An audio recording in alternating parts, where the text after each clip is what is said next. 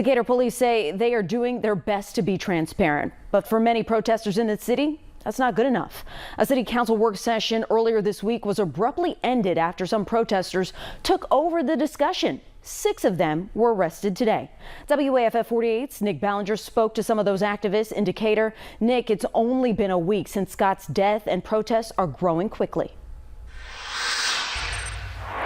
Yeah, Margot, prayer vigils, protests here outside City Hall, and arrests made during city council meetings have been the story here in Decatur ever since we heard about the death of John Scott Jr. Now, some of those protesters that turned themselves in to the Morgan County Jail earlier today have been banned from all city property. That means they can't go inside city parks, they can't go inside City Hall, and they can't even stand where I'm standing right now. But they say that that's not going to stop them from sharing what they believe. It's been 16 days since John Scott Jr. was arrested by Decatur police and 9 days since he died after falling into a coma. Today was the first glimpse we had of his time in the Morgan County Jail after obtaining this security footage. Local activists are outraged. John Scott Jr. was a human being. We treat dogs better than John Scott Jr. got treated. In the video, you can see Scott dragged through the jail with a bag placed over his head. Police call it a split hood placed on suspects who bite or spit at officers. And the truth came out today is just a snippet of the truth.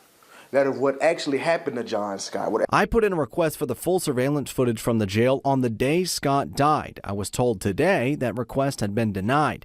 It should be a public outcry for what happened to John Scott Jr. Ever since his death, protests have been sprouting around the city, like this one during Monday's city council where protesters were asked to leave and one was even arrested. Warrants were sworn out for several people in this meeting. 6 of them turned themselves in this morning, including Terrence Adkins. I don't have a criminal record. I don't do anything outside of protest and try to make sure that my community is safe. So it's just weird that I'm trying to protect my community and the police are not. Adkins and others are now banned from stepping on any city property. That's a way to get them not to be able to protest, not to be able to say what's going on. The group says arrests won't stop them from delivering the message they want heard. I am Steve Perkins. We are John Scott. But we're going to go even harder and go even stronger. What happened to LJ can happen to you. What happened to Steve can happen to you. What happened to Jaden can happen to you. What happened to them this morning can happen to you.